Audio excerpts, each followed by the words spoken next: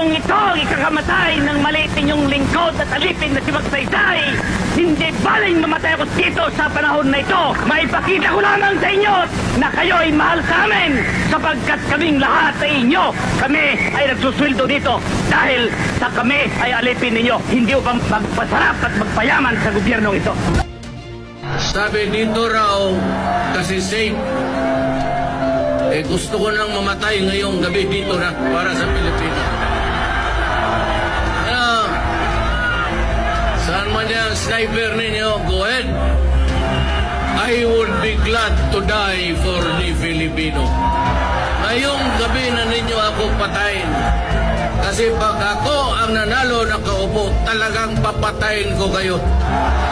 At totoo yan. Walang halong biro yan. Talagang yayariin ko kayo sa paghirap ninyo sa Pilipino.